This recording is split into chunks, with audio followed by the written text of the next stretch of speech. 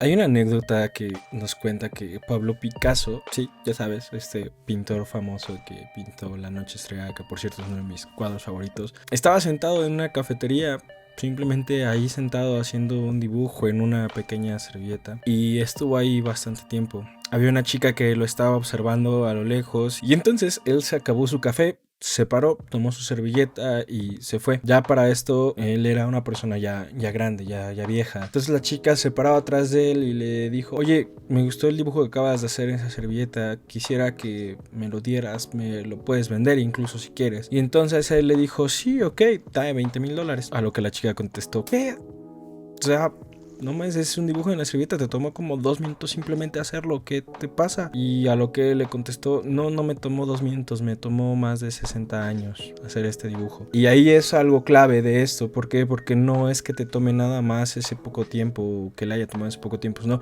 Todos los fracasos y todo lo que él tuvo que haber hecho para poder llegar a pintar eso en 2 minutos. Últimamente, con todo esto de las redes sociales y demás cosas, nos presentan a personas que tienen éxito en algo, pero solamente vemos como esta parte del éxito que llegan a obtener y que cuando ya son famosas, pero no vimos por detrás todos los fracasos que tuvieron que llevar a cabo para poder hacer esa parte, que para poder ver lo bueno que son ahora, ¿no? Todos los fracasos que pudieron llevar a tener a cabo, y por eso no lo vemos y muchas veces se desvirtúa todo el trabajo que hacen por esa sola situación. Entonces, el día de hoy te voy a hablar un poco sobre lo que es la paradoja del éxito y el fracaso. Quédate conmigo y vamos a dialogar un poco sobre ello. Primero que nada, con esta anécdota de Pablo Picasso solamente quería ilustrar un poco la idea de que muchas personas van a ver que tú haces un trabajo a lo mejor muy rápido, pero no ven todo lo que hay detrás. Y no solamente ellos, también nosotros muchas veces no vemos todos los fallos, los fracasos, todos los intentos que hay detrás de esos éxitos, ¿no? De esas personas que hicieron realmente famosas, todo el esfuerzo que dieron para hacerlo, ¿no? El hecho de que tú seas bueno en algo, que cualquier persona sea bueno en algo, está basado en todos sus fracasos, en todo lo que esa persona ha fracasado antes que tú. Y ahí muchas veces es donde podríamos llegar a compararnos con alguien más, porque podríamos decir: es que yo no soy tan bueno como X, o no soy tan bueno como la otra persona. Cuando nos comparamos con la otra persona, nunca nos ponemos a pensar justamente en esto, en que cuánto ha tenido que fracasar esa persona para poder ser mejor que nosotros. Simplemente no tenemos la idea y no nos hemos concebido que si una persona es mejor que tú en algo, es porque muy probablemente ha fracasado mucho más que tú y por eso es mejor. Igual que si una persona no es tan buena como tú en algo, muy probablemente es porque le falte fracasar, le falte fallar, le falte experiencia, porque esa experiencia te la va a dar. Y justamente porque no queremos a veces fracasar, porque tenemos toda esta idea que nos han planteado de alguna manera u otra, incluso en los sistemas educativos actuales, ¿no? Que nos dicen, o somos valorados a través de: si tienes una buena nota, eres una persona de buen éxito; si tienes una mala nota, eres una persona que es pésima, que no va a valer nada en la vida, y todo ese tipo de situaciones. Entonces nos quedamos solamente con esa idea y con ese rasgo ahí de que valemos lo que tenemos en una calificación tal vez, y ahí está nuestro éxito, y por ende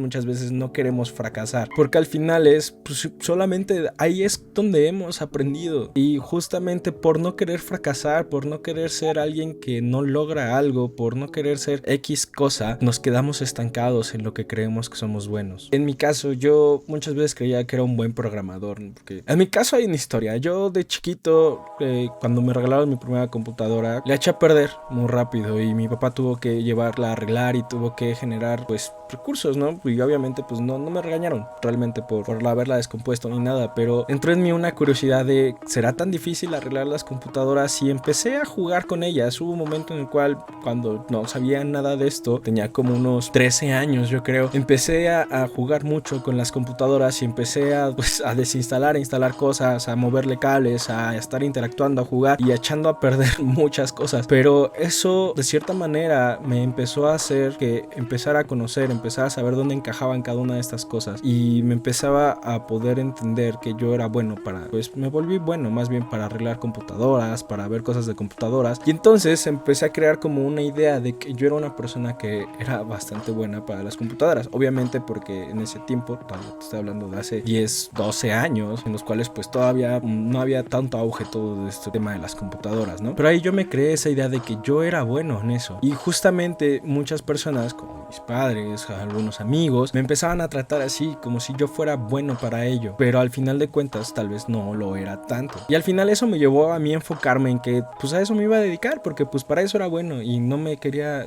hacer otra cosa, pero nunca me puse a explorar otros sentidos, nunca me puse a explorar la música como tal, la fotografía como tal, pero no soy tan malo en estas cosas. Entonces, pero al final esto te lleva a estancarte en esta idea de que solamente vas a hacer las cosas que tú crees que eres bueno, porque si revelas otros trabajos que tú hayas hecho o otras cosas que quieras hacer, pues muy probablemente vas a fallar y entonces no van a ser tan buenas como tú quisieras y nos lleva a todo este embrollo mental de que no eres tan bueno. Aquí entra algo y es algo clave que a mí me gustó mucho, que es: si tú no te permites fallar, no te vas a permitir tener éxito. Sencillo. ¿Por qué?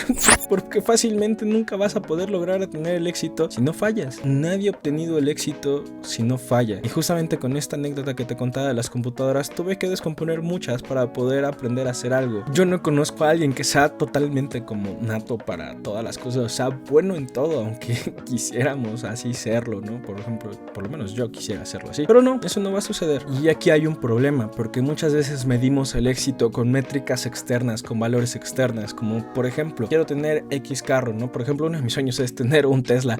Entonces, algo que podría medir mi métrica es: voy a ser tan rico como pueda para poder llegar a tener un Tesla. El problema va a ser que cuando llegue a tener ese Tesla, muy probablemente voy a entrar en una crisis existencial porque ya no voy a saber qué más hacer. ¿Por qué? Pues fácil y sencillo, porque mi objetivo fue muy limitado como para poderme decir nada más quiero esto y ya, y no me establecí algo más allá, porque el valor, las métricas son externas, es lo que la sociedad piensa de mí, lo que vaya a tener de estatus, ahí se queda. Pero ¿por qué no cambiar eso y empezar a tener algunos valores como más de ser honesto con las personas, por ejemplo, o poder tener una libertad financiera para poder hacer las cosas que yo quiera cuando yo quiera y a donde yo quiera ir, que pueda apoyar, que pueda hacer, que no sea una limitante el dinero, por ejemplo, ¿no? Eso sería una idea más allá de simplemente ser millonario, porque en el momento en el cual tengo 1 millón, pues yo creo que me volvería a perder completamente. Y al final eso, incluso los valores externos o el éxito medido en valores externos, muy probablemente cuando lo logremos, de todos modos vamos a sentir ese sentimiento de vacío, de algo falta. ¿Por qué? Porque realmente no nos está llevando, no nos está presionando a hacer algo más allá de eso. Parte de todo esto muy probablemente nos duela. Y nos duela, me refiero a que el dolor es parte de todo un proceso de aprendizaje y un dolor de crecer, de poder ser alguien diferente. Porque al final de cuentas es doloroso cambiar, es doloroso crecer. Hasta cuando creces y te estiras físicamente, pues los niños se enferman, ¿no? Te va a doler, pero te va a doler crecer. Hay un estudio de un psicólogo polaco, de Kazimierz Dąbrowski. Él se acercó y estuvo estudiando a los sobrevivientes de la Segunda Guerra Mundial de Polonia para poder saber cuáles fueron los efectos que tuvieron después de la guerra. Poniéndolo un poquito en contexto, ellos de seguro pasaron por muchas cosas que les llevó a sufrir, les llevó a doler, les llevó a torturar, les llevó a matar, les llevó a hacer muchas cosas. Y uno creería que después de eso, pues a lo mejor te vuelves un psicópata, te vuelves persona, no sé,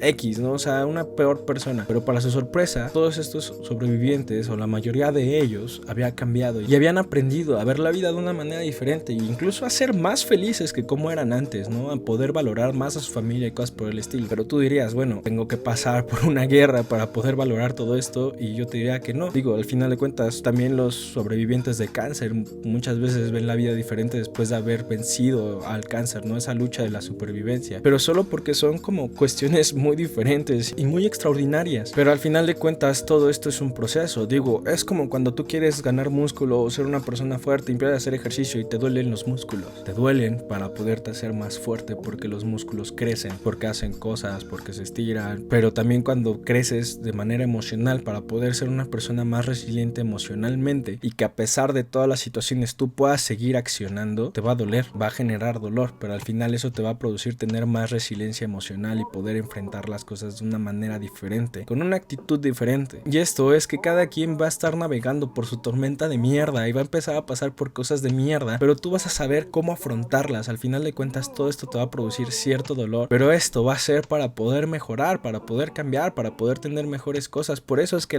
muchas personas en las crisis es cuando cambian más. Por eso también los mejores avances tecnológicos han sido durante la guerra. Por eso es que siempre encontramos más crecimiento cuando duele. Pero hay una diferencia entre dolor y sufrimiento, que eso a lo mejor lo explico en otro video. Al final vas a pasar por un proceso de dolor. Y esto muchas veces nos llevaría a nuestras crisis existenciales de, ay, es que ¿por qué hago las cosas? Y mejor me quedo ahí tirado y no sé qué tanto. Pero puedes decidir hacerlo. Puedes quedarte ahí tirado en tu cama y listo, no hacer nada. O puedes empezar a usar un principio, y este principio es de haz algo, lo que sea, pero empieza a hacerlo. Los problemas no se van a resolver por sí solos, simplemente empieza a hacerlo. A lo mejor tú no sabes qué es lo que tienes que hacer, pero oye, ¿quién sabe? La verdad es que nadie lo sabe y claro, para personas por fuera o personas externas va a ser muy fácil decirte, hazlo, o sea, deja de preguntarte si hacerlo o no hacerlo, solo ve y hazlo. Tal vez de repente te has preguntado o has estado en una situación en la cual tú quieres dejar la escuela, por ejemplo, porque la carrera que escogiste no te gusta o las cosas que estás haciendo ya no te gustan y